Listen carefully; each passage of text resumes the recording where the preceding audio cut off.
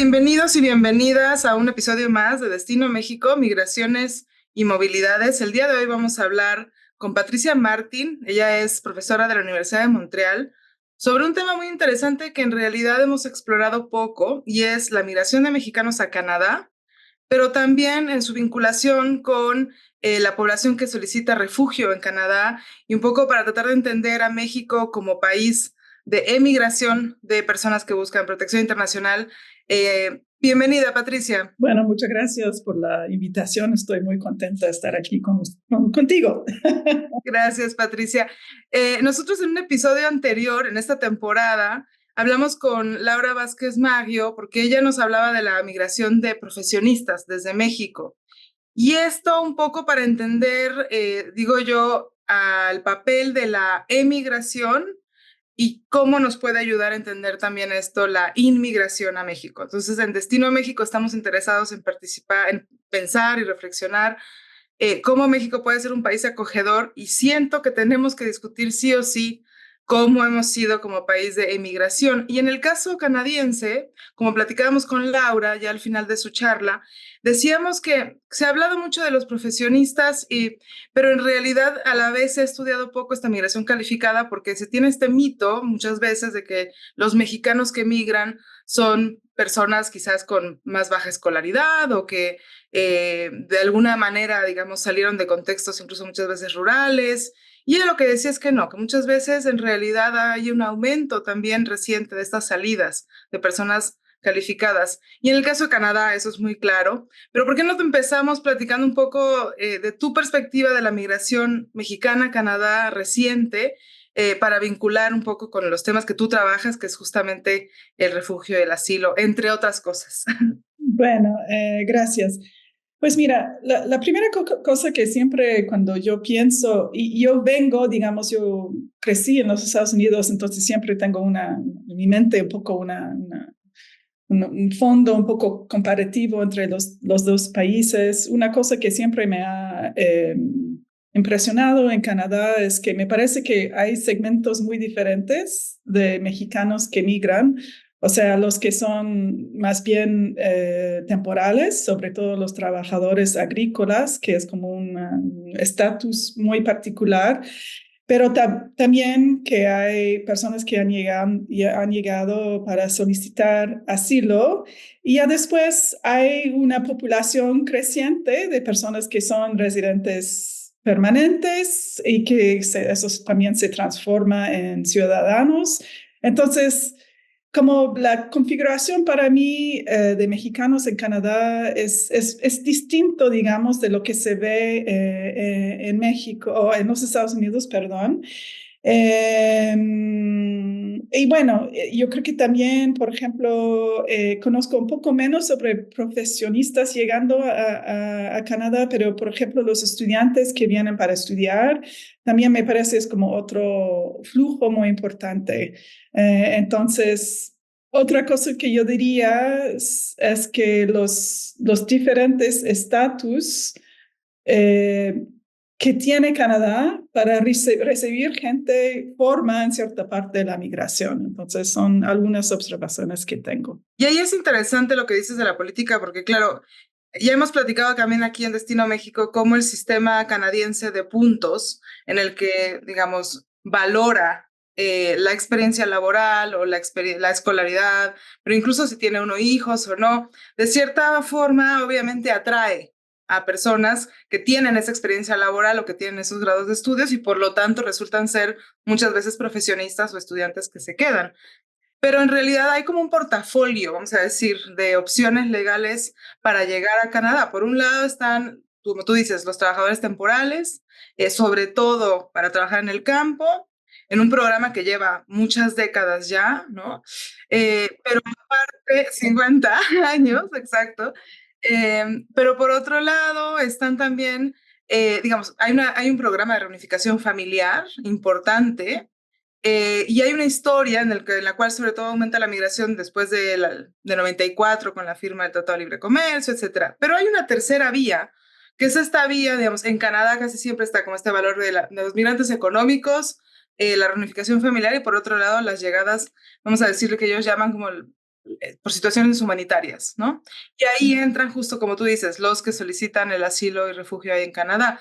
Y esta tercera vía en general no se piensa como una opción muchas veces con sus ires y venires, ¿no? O sea, hay momentos en los que aumenta las solicitudes de personas mexicanas que buscan esta protección y entonces sale un poco en las noticias, pero en general no se piensa tanto México como este origen. Sí, justamente, pero ha sido como visto desde el punto de vista de Canadá, la relación, o sea, la llegada de mexicanos que piden refugio ha sido bastante importante, según yo.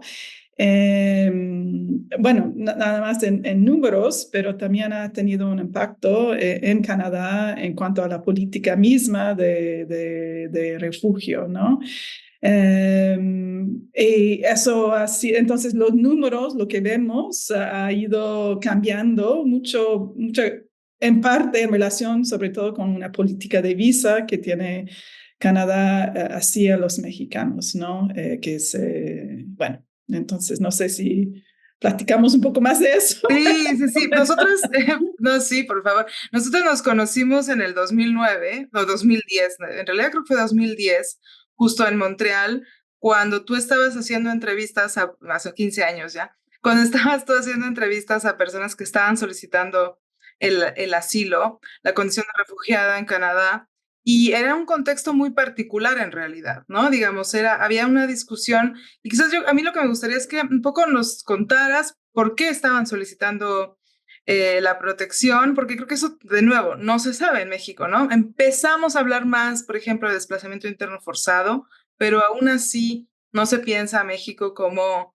este lugar de origen de personas que buscan asilo. Lo que nosotros encontramos, y fue un trabajo que hice con dos estudiantes aquí en la Universidad de Montreal, bueno, habían razones muy distintas, digamos, pero había un fondo de violencia que era siempre presente y multiforma, yo diría. O sea, hablamos de violencia de género, de violencia hacia actores sociales, personas implicadas en los movimientos sociales, por ejemplo, periodistas.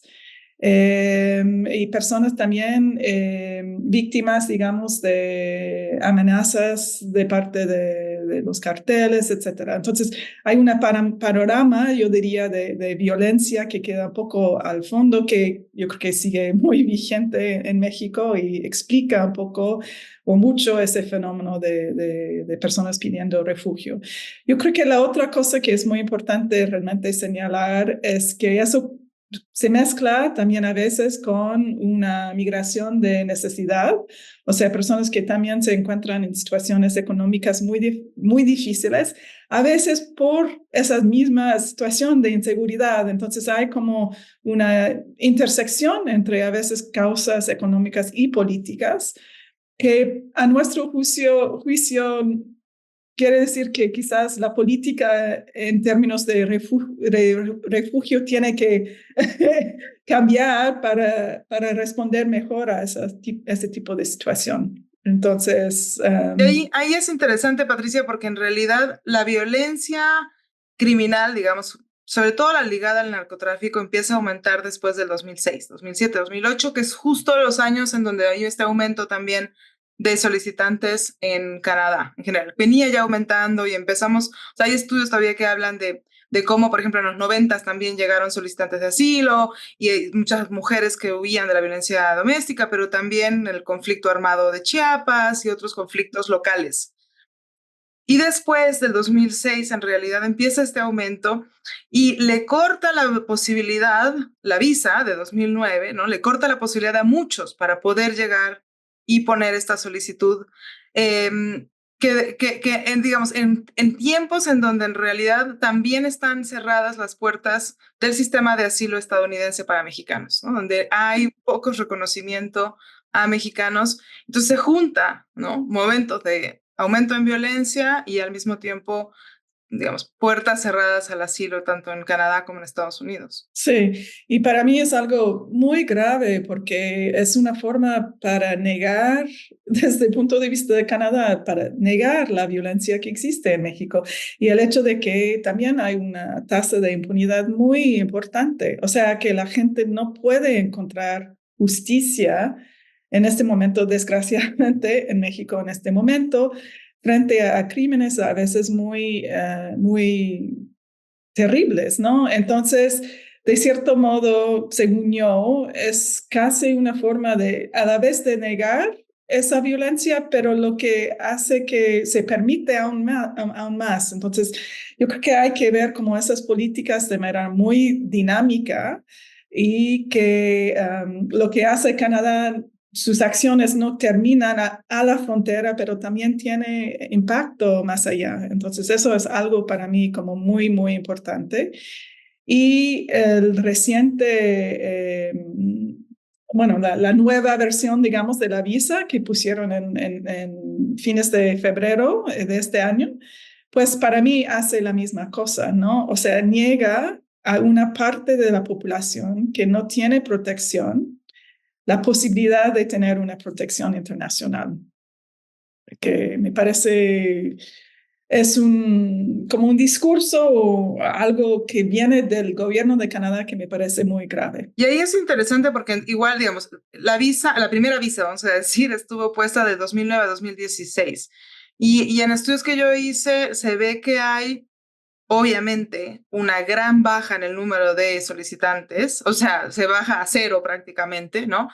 Pero siguen llegando estudiantes, personas que llegan con la residencia permanente de fuera justo por el sistema de puntos, continúa la reunificación familiar, continúa el programa de trabajadores agrícolas temporales, continúa, y bueno, y el PETAT además también se abre estos programas para personas fuera de la agricultura. Entonces, dentro de este portafolio, en realidad, lo único que se ve afectado es justamente el sistema de refugio, bueno, la posibilidad, yo siempre dudo entre decir asilo y refugio en español porque hay una traducción mala, pero bueno, se dice al revés en inglés y en francés, pero en realidad, digamos, la posibilidad de acceder al refugio es la única que se ve limitada, pero después llegan mexicanos con otras vías legales. Y entonces, ¿hasta qué punto, mi duda es esta, hasta qué punto en realidad, digamos, dentro de la población mexicana más establecida, eh, afecta o no un poco la integración o incluso la relación entre la comunidad? Porque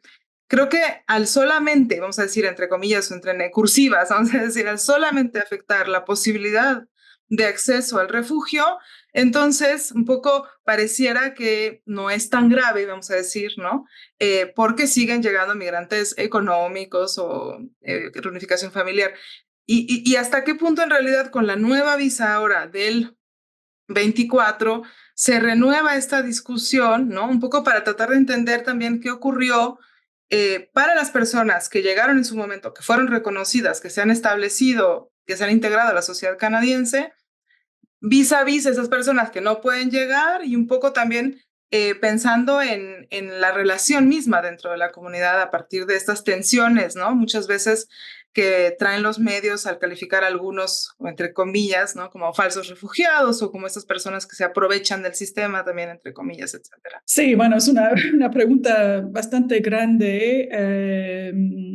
Pues me parece que de un lado es cierto que como Canadá tiene una reputación por ser un país humanitario, que un líder, digamos, en todo el papel de un trabajo humanitario a nivel mundial, pero al mismo tiempo siempre ha querido, según yo, tener un control muy importante sobre sus fronteras y quién tiene realmente el derecho de entrar y no entrar. Entonces, toda la cuestión de personas que llegan, que piden refugio, siempre ha sido un problema política, un desafío, digamos, política para Canadá.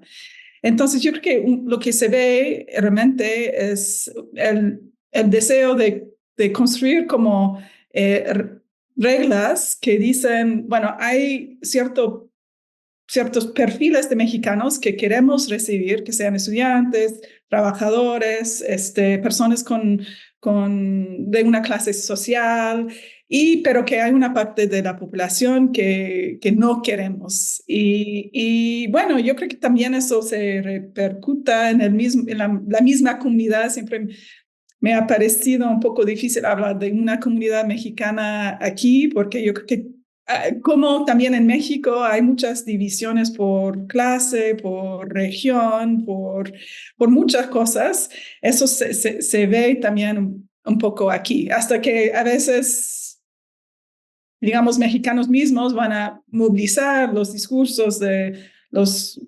los refugiados falsos o cosas así. Entonces, yo creo que eso refuerza cierta división dentro de la comunidad mexicana, tanto aquí que allá, digamos. A mí me impresiona muchas veces cómo, digamos, se entiende hasta cierto punto estas divisiones, porque tú dices igual hay mucha heterogeneidad, pero además hay muchas divisiones aquí en México, pero no sé hasta qué punto el hecho mismo de que el refugio, digamos, si alguien solicita el refugio es porque su vida está en peligro. Y entonces también hay cierta, obviamente, una vulnerabilidad y tampoco uno va a estar necesariamente contando su historia porque lo vuelve más vulnerable.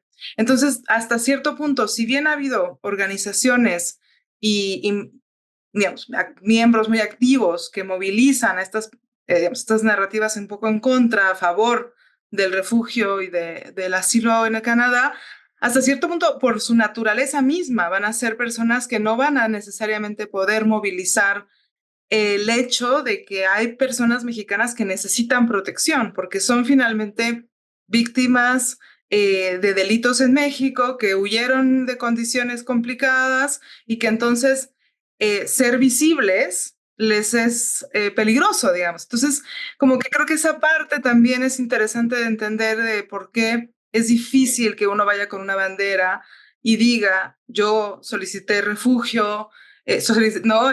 Fui reconocidos, tengo estas vulnerabilidades, igual que ocurre un poco hasta cierto punto con la población indocumentada en Estados Unidos, con otras características digamos, de la dificultad de ser visibles, ¿no? Sí, yo creo que muchas veces es como eso de hasta el proceso, yo creo que ahí es una de las, también una cosa que a veces me molesta mucho con los estereotipos de que se hablan en cuanto a las personas pidiendo refugio, pero es muy difícil, es como un acto muy difícil para las personas de llegar a otro país para decir que yo necesito protección. Además, los que llegan, bueno, con familias también, ¿no? O sea, yo creo que a veces no vemos esa dificultad. Yo creo que a veces la gente hasta se siente un poco de, ¿cómo se dice? O sea, se sienten como, aunque sea legal, como a veces no se sienten legítimos frente a ese proceso. Es muy difícil en el sentido subjetivo, creo yo. Y es que lo merezco, no lo merezco. O sea, yo creo que genera para las personas que están en esa posición mucha dificultad. Y como dices también, a veces y muchas veces, bueno, a personas que se encuentran en una situación también aquí de vulnerabilidad, que no pueden necesariamente hablar de lo que les pasó en México, etcétera. Entonces, yo creo que hay una mezcla de cosas que hace que sí, es muy difícil entender lo que viven esas personas y que muy difícil para ellos hablar de su experiencia, ¿no? Con las barreras del idioma, con las barreras incluso de la burocracia, digamos, bueno, con la burocracia y al mismo tiempo yo siempre pienso que igual Canadá de todas formas tiene ciertas instituciones que ayudan y que a estas poblaciones. Hay muchas organizaciones también, ¿no? De la sociedad civil, organizaciones religiosas, académicos que están involucrados, pero de todas formas, la burocracia, el pasar por todo el proceso legal, ¿no? Que finalmente es también de juntar muchas pruebas y papeles y presentarse en la corte en un idioma en el que no es propio, también muchas veces eso dificulta, ¿no? Sí, absolutamente. Estoy completamente de acuerdo con eso, porque sí, o sea, sí, o sea, hay todo un sistema de pruebas que creo también como que hace que es muy difícil, digamos, nada más muy, muy difícil y muy violento. Sí, personas que ya han vivido formas de violencia, ¿no? Entonces, de poder tener que justificar, de hablar, de a veces de cosas que han pasado, pues no, es muy difícil. Y yo creo que hoy en día o sea, en el discurso general no entendemos eso, ¿no? Sí, y ahí quizás, digamos, un poco para las personas que escuchan también, pensar que la gente puede necesitar protección por muchas razones, ¿no? Quizás porque desaparecieron a un hijo y se movilizó para buscarlo, o porque en una comunidad hubo un enfrentamiento entre cárteles, pero también puede ser porque, digamos, hay un cónyuge violentador y que entonces, digamos, hay distintos niveles de violencia que son de todas formas sujetos a la protección internacional que genera diferentes tipos de vulnerabilidades, pero que son difíciles de hablar, ¿no? Y en ese sentido, Patricia, aquí en México estamos hablando mucho más recientemente del aumento de personas que buscan protección en México. Y creo que muchas veces en México no entendemos también tampoco por qué se busca esta protección, ¿no? Y no sé qué podemos aprender un poco del caso mexicano en Canadá, en el que un gran número finalmente ha sido reconocido con la condición de refugiado, ha sido, digamos, ha recibido esta protección internacional y qué podamos hacer para también pensar en que México va a ser un lugar de protección y de asilo y de refugio. Sí, me parece muy interesante la pregunta. Yo creo que sí, sí, justamente escuchar las historias de personas que han recibido refugio, donde sea, o sea, aquí o en otros países, y entender los procesos podría ser muy, muy interesante para los que están tratando de construir una política para recibir a personas pidiendo refugio en México. Eso dicho, yo creo que hay que señalar que en México hay como que una tradición de haber aceptado refugiados políticos en el pasado, ¿no? Entonces también de recordar que hay también el país mismo tiene su propia historia con eso, ¿no? Y hasta las experiencias de mexicanos que migran hacia los Estados Unidos o donde sea, también yo creo que son historias que se pueden utilizar para construir espacios de recepción, de escucha, ¿no? Entonces, bueno, eso es un mundo muy optimista, no sé qué, pero yo creo que hay bases también en México para construir una recepción, un entendimiento, ¿no? Pero eso requiere mucho trabajo. Y lo que yo he estado pensando es cómo se puede poner, porque yo creo que tenemos en Canadá ahora también entender la situación en México, que no entendemos o no queremos entender, ¿no? Entonces, de crear un espacio de diálogo entre los contextos muy diferentes, donde cada lugar se puede ir construyendo espacios y políticas que son más hospitalarias, digamos, con las personas que están buscando protección hoy en día, ¿no? Entonces yo creo que hay algo que se puede aprender de los dos lados, pero yo creo que, como has hablado, yo creo que es también de primeramente entender lo que significa eh, estar en tránsito, estar buscando protección a un lado al otro, donde sea, ¿no? Estas historias de personas ahora que pasan 10 años de un país al otro buscando un lugar donde pueden, o sea, yo creo que realmente nosotros como sociedades tenemos que realmente entender lo que eso quiere decir para esas personas, ¿no? Y bueno. Ahí tú hablabas hace rato de un poco de las hipocresías, ¿no? Y a mí me parece a veces, y lo he discutido un poco en el Colmex, que es una institución que se fundó justo gracias al refugio español. Estamos celebrando 85 años del exilio, pero hasta cierto punto yo también veo un poco en el fondo también cierta hipocresía, porque estaba bien recibir intelectuales, está bien recibir intelectuales ahora, pero quizás personas que buscan o que salieron de contextos violentos que no tienen un doctorado o no van a ser científicos, ahí ya es un poco más complicado, ¿no? La inmigración venezolana inicial, que fue de profesionistas, tuvo una bienvenida muy diferente a la población venezolana de ahora, a la población haitiana. Entonces, digamos, ahí creo que desgraciadamente y casi en todos los episodios de Destino México regresamos a esta idea de que finalmente se hacen diferencias con las personas, cuando en realidad, digamos, la gente que busca protección puede venir de todas las clases sociales. Yo siempre digo que ahora, en realidad, Canadá, y bueno, lo hemos platicado tú y yo, Canadá le abre la puerta al sistema de refugio solamente a las personas que tienen una visa para ir a Estados Unidos, que quizás no habrían buscado refugio de ninguna forma, de todas formas, ¿no? Que tienen la posibilidad de salir. Aunque hayan sido extorsionados, pero tienen un negocio y tienen la posibilidad de tener una visa. Merecen también, digamos, protección internacional, pero le cierra la puerta a muchos. Entonces, estas hipocresías yo creo que, digamos, es bueno revisarlas, ¿no? Pero evidentemente también creo que, o sea, también creo que en Canadá hay ciertas lecciones que México puede aprender, ¿no? Digamos, este andamiaje institucional creo que puede ser bueno crear.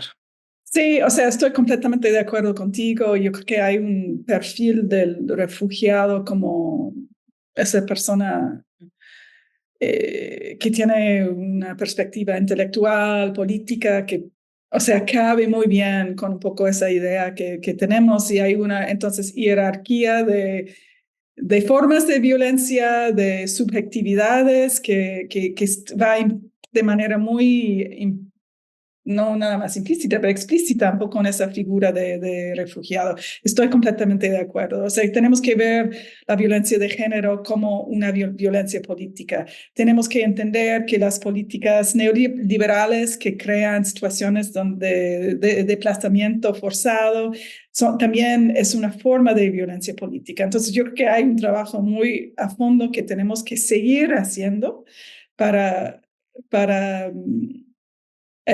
mostrar esa hipocresía.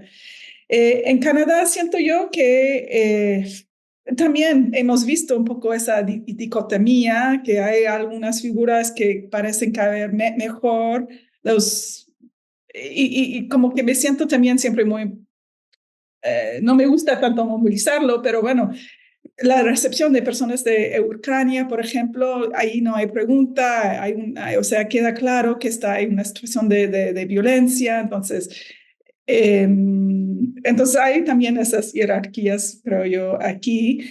Pero yo diría que ha habido, como quiera, un movimiento histórico, creo yo, también para defender a los derechos de personas que quieren cruzar fronteras, o no es que quieren, pero necesitan cruzar fronteras para pedir y buscar refugio.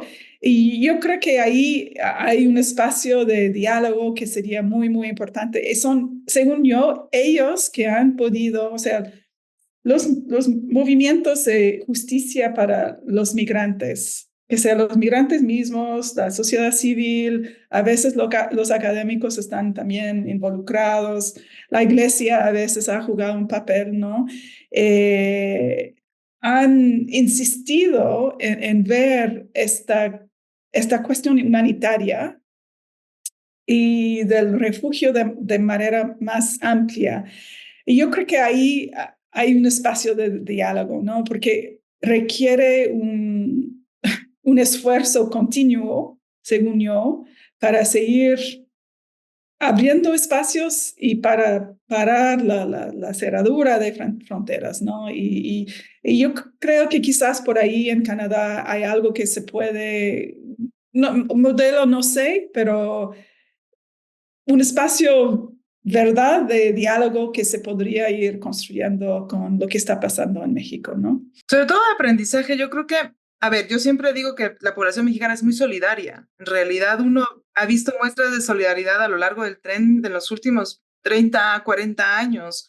Y sí, en general hay mucha solidaridad hacia las personas que menos tienen, sobre todo de las personas que menos tienen mismas, pero y hay mucha sociedad civil organizada, de base, pero quizás lo que ahora me haces pensar es que en realidad tampoco hay mucho, vamos a decir, no me gusta la palabra empoderamiento, pero no hay en realidad tampoco un papel muy activo de los migrantes mismos, de la población extranjera acá, ya sea refugiada o migrante en general, porque de todas formas, solo el 1% de la población en México nació en el extranjero, la gran mayoría es menor de edad, nacido en Estados Unidos, de hijos de personas mexicanas. Entonces, en realidad, es verdad que tampoco, quizás, espero yo pensar, no hay esa organización misma de los extranjeros todavía, porque en realidad no, digamos, no solo por los números, sino porque las necesidades quizás no lo ameritaban, ¿no? Pero que faltaría